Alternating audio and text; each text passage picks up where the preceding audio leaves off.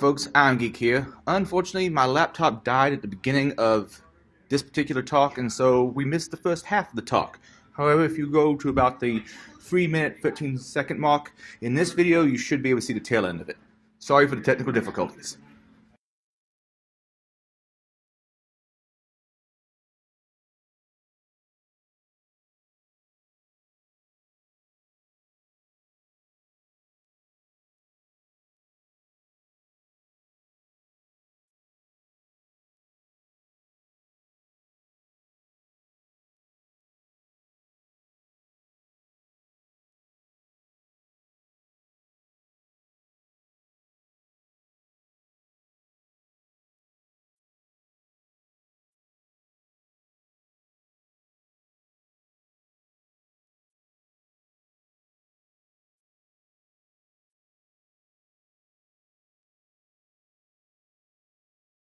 Slide. Okay.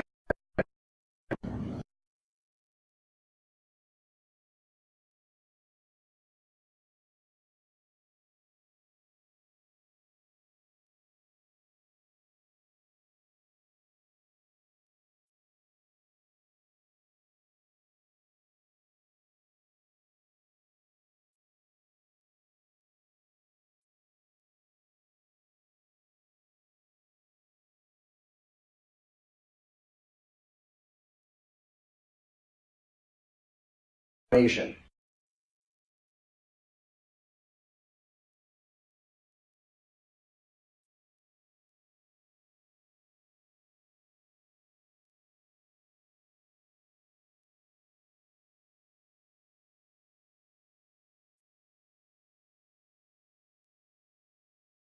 Which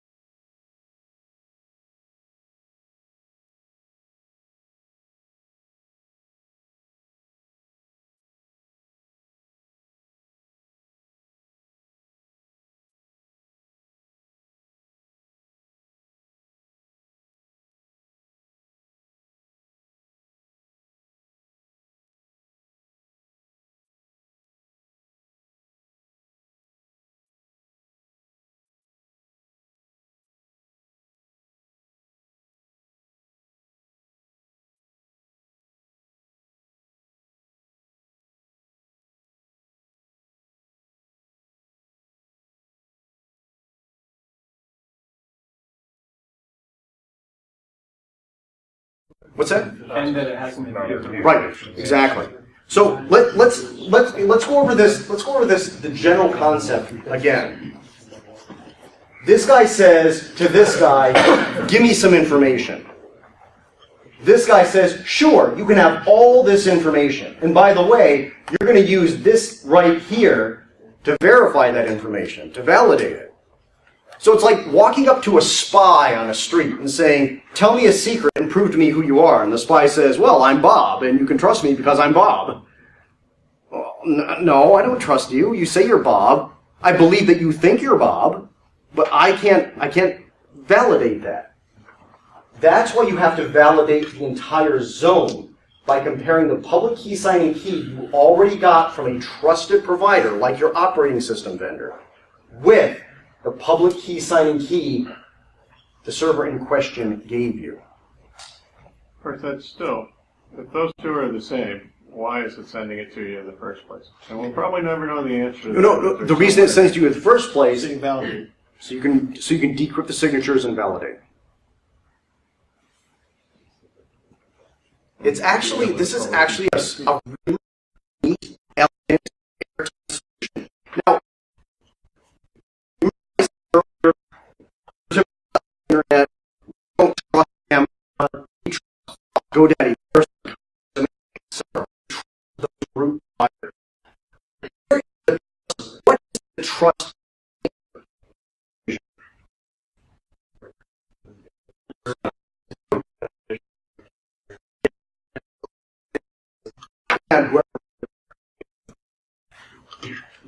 So if you wanted to hack DNSSec, all you would have to do is break into whatever servers you wanted to mess with and change this. Not that I would advocate doing that. That's true with the other scenario as well, because they're all downloaded to the browsers. And so the last time I gave this talk, somebody asked me, well, if you're using HTTPS, why do you even need this? Well, if I'm communicating with a server by HTTPS and the server is an imposter because the address was spoofed, that server could be internally consistent with the certificates it's using, and it could have stolen the private key from the legitimate source. So this is not foolproof. HTTPS is not foolproof. Encryption is not foolproof. Defense in depth, layers of defenses. This is one more layer. If you go to a website that's using HTTPS and DNSSec, that's a lot better than going to a website that uses neither, or only one. There's thousands of other ways that DNS is used besides using HTTP as well. Yep. Yep. Good point. So, any other questions on this? It took me a while to wrap my brain around the cleverness. This is just really clever. Encryption is really clever. Does everyone know what the Diffie-Hellman public key exchange is? The Diffie-Hellman, and I'm just going to assume somebody here does not. I could be at OSU Stadium in one end zone with a megaphone, and someone else could be at the other end with another megaphone. And with 100,000 people in the stands, they and I, at opposite ends of the field, with nothing but megaphones, could communicate with each other openly in such a way that at the end of our communication, we will have agreed upon a symmetric key that no one else knows. Brilliant! That is so clever. And you might ask, okay, if you can do that, why all this need for certificates? Why do I need Thought and GoDaddy and Symantec? Why do I need certificates? If I can go to OSU Stadium, packed full of people with a megaphone and someone else at the other end, and we can communicate in such a way that we can agree upon a key that we can then use to encrypt everything else. Why do we need certificates? What if there's 1,000 megaphones? You have to pick out the one that's right. There's a more salient reason. Well, Diffie-Hellman's only giving you confidentiality, integrity, and identity. It's not giving you identity. Suppose I was instructed to go to OSU Stadium with my megaphone, and I would meet a spy at the other end of the field whose name is Bob, and I would agree to communicate securely with them. I've never met Bob before. I don't know what Bob looks like. I have no idea if the dude at the other end of the field is Bob. But if Symantec flies over in the Goodyear blimp, looks down and says, "Hey, Daniel, that's really Bob. You can trust him." That's the purpose of certificates. It's all about the trust anchor, the root. I thought that was just super neat. It's like, that is so cool. That's why cryptography is so cool. I love the theoretical stuff. How to set up... are we good? Does anyone else have any questions? Anything else that... What happens when some stuff in that whole chain fails? Okay. What does the client see? Is it just nothing, or? Well, if any of these steps fail, the address will not be considered valid by this guy if he's actually checking. If this guy isn't checking the DNSSec protocol, all these steps could fail and it's not going to matter. But we're going to see client side what that might look like in a few minutes. How to set up DNSSec. The full service solution is some hosting services will set up DNSSec for you, and they will mail to your up-level registrar a fingerprint of your public key signing key. Soup to nuts, they'll handle it for you. Half and half solution is some hosting providers are providing you a GUI way that you could do that yourself, but they're still pretty kludgy. And it baffles me. DNSSec has been ready for prime time for 7 years now. And hosting providers are just kind of starting to think about maybe making an interface that might possibly make it a little bit easier to... Oh, good Lord. Just get over it already. A do-it-yourself solution is you can use tools like Zone Signer to generate your own keys, sign your own zone, and send your fingerprint of your public key signing key to your up-level registrar. And to be clear, when I say your up-level registrar, if I use Zone Signer to sign my zone, dlb.net, I would take the fingerprint of my public key signing key, and I would send it to the .net registrars. And they would likely charge me money and make me fill out paperwork, and you know how that goes. Key rollover. Key signing keys should be replaced yearly. Zone signing keys should be replaced quarterly. Why? This is another really neat question, I think. Probably because of the computational power required to break the keys. You're close. And I'm not saying you're wrong, because you might be thinking of something additional to what I'm thinking of. But that there's something more concrete here. Would it be their frequency of use? Yes. Can you explain that? Well, you wouldn't hit the roots as often as you would hit the zone. Right. Key signing keys are used quarterly, but zone signing keys are used weekly, monthly, maybe even daily. Every time you change the contents of your zone, you've got to re-sign it. So there are many, many, many more examples for cryptographic deconstruction. So, would it be appropriate to use DNSSec on an Active Directory integrated internal DNS zone? Why or why not? I see you shaking your head and grimacing. The amount of times you add a computer to the zone or whatever, move it. And bear in mind that DNSSec does not work at the individual record level. It works at the record set level. So every time a timestamp changes on one of your A records, you've got to re-sign the zone. That is not feasible. I am not aware of anyone using DNSSec for an internal dynamic zone. If you were to do that, you would have to put in a whole nother subsystem that would continually re-sign the zone every time it was changed. And an Active Directory zone can change 100 times a second. If you have a big Active Directory zone where all the timestamps are changing, you could have 100 changes a second, more, and it's just not feasible. So, what I have seen is DNSSec is used to sign your externally facing zone, which doesn't change very frequently. It might change daily. More likely it'll change weekly, but more likely than that, it changes monthly or quarterly. Your external DNS zone just doesn't change that frequently.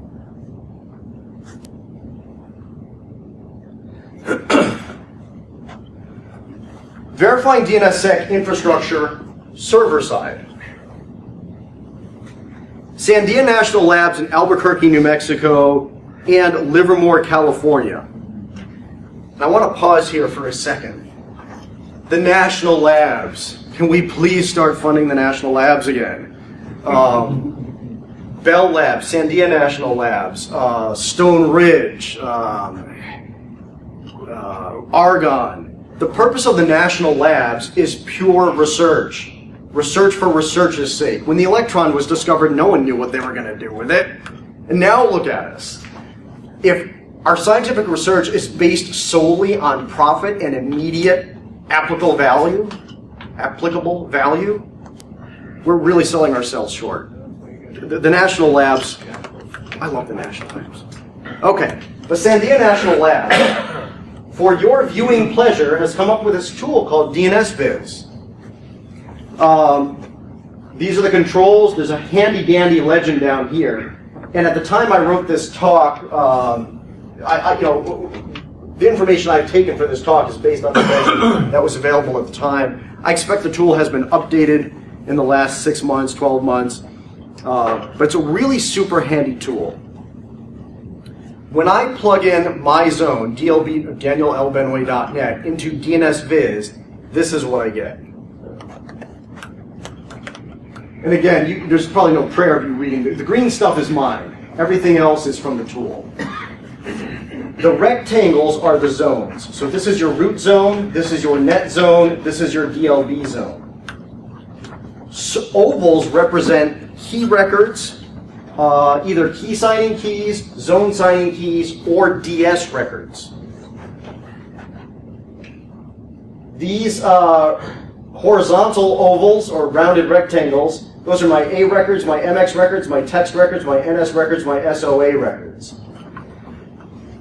The arrows represent signing or securing. So what this diagram really means, this double oval here means this is the trust anchor. Gray ovals are key signing keys. Clear ovals are DS records or zone signing keys. So at the root level, the key signing key signs itself and its 2 zone signing keys. The zone signing key signs the DS record. The DS record secures the next level down. So we can see that this turquoise arrow means that this is secured by DNSSec. The black arrow means this is not secured by DNSSec. Yeah, that's pretty much it. Very handy tool, and it's free. DNSSec. DNSViz. You were asking about client side. This is what DNSSec in your browser. This is what you would see if you wanted to. If you want to see what DNSSec is doing from your browser. The last time I looked, the company, the organization www.nic.cz, CZ is Czechoslovakia, they put out a snap-in for IE, Chrome, and Firefox, and I'm sure, well, at least these 3 browsers. I got to think Safari's in there too. But you can see that if you've loaded the snap-in into your browser, you get this little green key of happiness. Little green key of happiness. Little green key of happiness. That means that the address was secured with DNSSec. One of the interesting things here is that this here, I can't quite read it. This guy here is HTTP. That's HTTP. This is HTTPS. So you can see you can have DNSSec secured with HTTP or HTTPS. It doesn't matter.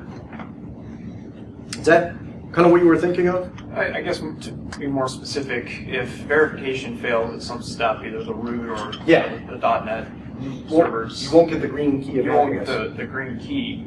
However, name resolution will continue. Yes. Yeah. So if you're using DNSSec, it's up to you to look for the green key of happiness.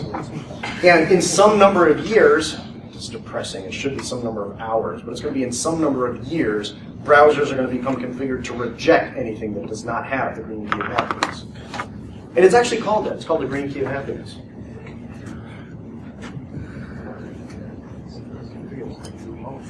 There were an enormous number of sources I used to get this information together. This was a lot of detective work. The kind of thing where I would listen 10 times to a particular video trying to sift out the relevant details so that I could go to another site and compare them. This stuff is not well documented yet, despite the fact that it's been ready for prime time for 7 years now. Questions? Oh, you guys, you must have seen this before. Like the mechanics part of it. Exactly. Anybody? Anybody? Bueller? Bueller? Is there anything that enabling DNSSec before has been known to break? as far as functionality within the services we're offering. I've played with it on my own personal thing and never seen it happen, but... My guess is, from the 10,000-foot view, no. DNSSec itself is fine. However, a particular vendor's implementation of DNSSec is likely going to be as buggy as anything else that vendor puts out. So it's just like, you know, if you turn on FTP on your server, FTP has been around forever and a day. It's secure. No, it's not secure. It's stable. That's the word. It's stable. However, if you've got a crappy implementation of FTP, it could crash your server. So it's not really DNSSec that would crash your server or your client, but your particular vendor's implementation of it might leave something to be desired. So I guess to follow up on his question, so let's say your recursive DNS server tries to verify a record it received and it says, no, this doesn't pass muster. Yep. What does it do? Does it drop that entire session and never gives a response back to the client? Or does it give a response to the client saying it failed? Or what does it do? Well, first and foremost, thank you for saying not pass the mustard. Secondly, I don't know. I think it's going to depend heavily upon the vendor that implements your particular DNS solution. You'll likely get something different from a Unix box than you would a Windows box. So, long and short, I can't give you a definitive answer on that. I was going to say, your work that you've gone through, do you have that available on your website? Yep. So that we can... Yes. Yep. This entire talk is available almost verbatim up on my blog. My blog is going through. I'm transitioning from a paid SSL certificate to a free SSL certificate. So at this particular moment in time, there are some certificate errors on my blog. If you just click past them, you'll be fine, or wait a week or two and they'll be resolved. But the information itself is up there. We can trust you, right? Trust me, I'm the government. Which free SSL provider are you on? I'm on Bluehost. Bluehost. Yeah, they just opened up. They just made available to me a free SSL server. That's encrypted with them. Oh, well, see, now that's a bonus. Is it later less encrypted in any way? What's that? Is it later?